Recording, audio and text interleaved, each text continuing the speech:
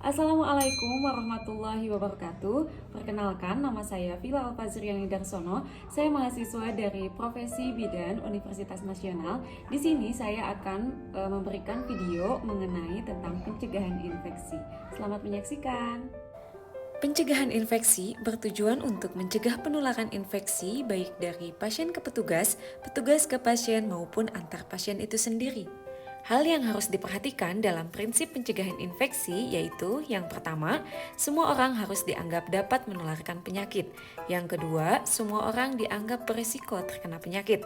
Yang ketiga, semua permukaan benda yang akan dan telah bersentuhan dengan kulit yang terluka, selaput, mukosa, ataupun darah harus dianggap terkontaminasi. Yang keempat, benda yang tidak diketahui apakah sudah diproses atau belum harus dianggap masih terkontaminasi.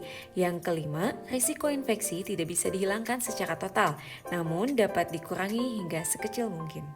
Upaya pertama untuk mencegah pencegahan infeksi yaitu dengan mencuci tangan secara 7 langkah menggunakan sabun dan di air mengalir. Selanjutnya, persiapan alat pelindung diri berupa pelindung pakaian, pelindung kepala, kacamata Google, masker, handscoon, dan juga sepatu yang tertutup. Yang kedua, kita memakai alat pelindung diri. Yang pertama, kita memakai sepatu terlebih dahulu, lalu kita menggunakan pelindung pakaian yang lebih tertutup, atau kita bisa menggunakan apron ataupun celemek. Selanjutnya, kita memakai alat pelindung kepala, lalu kita menggunakan kacamata Google yang berfungsi sebagai pelindung mata, dan yang terakhir menggunakan handscoon steril.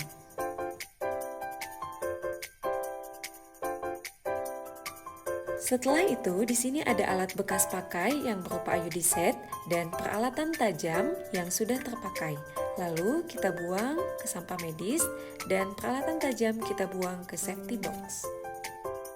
Yang ketiga yaitu memproses alat bekas pakai dengan membuat larutan klorin 0,5% dengan perbandingan 1:9.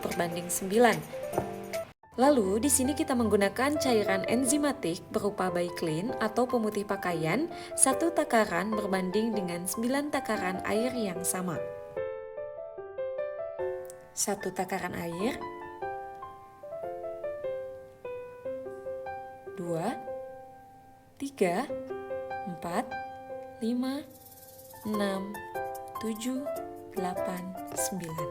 Lalu setelah itu, masukkan alat ke larutan klorin dan jangan lupa untuk merendam gunting dalam keadaan terbuka.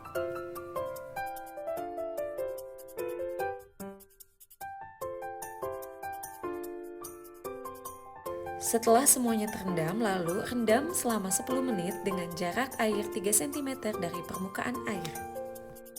Setelah itu, kita siapkan larutan deterjen, lalu menyikat alat ke arah luar badan.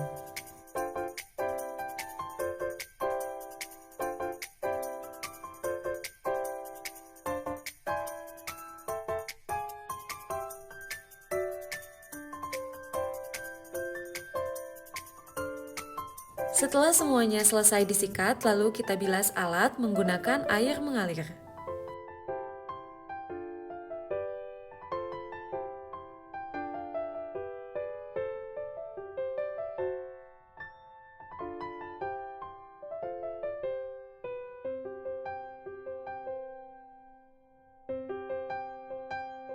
Setelah semuanya selesai dibilas, lalu kita keringkan alat.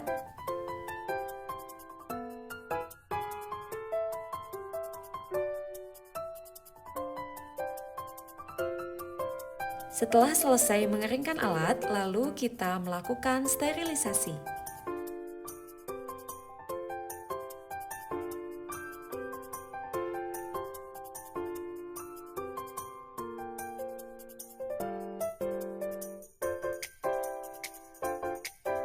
Sterilisasi ini dilakukan selama 20 menit. Setelah selesai, lalu kita angkat menggunakan korentang.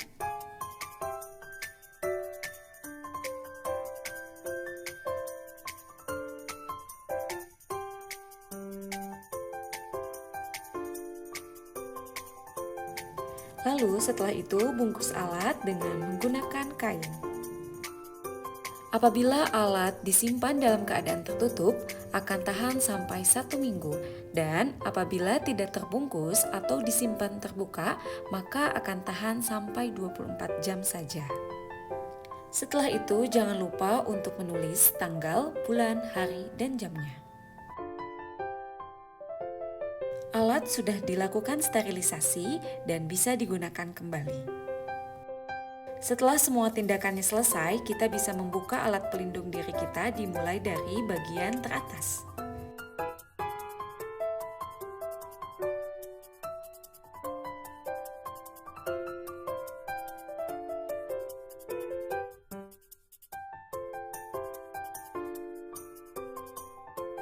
Setelah itu, membuka handscoon dan membuangnya ke tempat sampah medis, dan yang terakhir yaitu mencuci tangan kembali.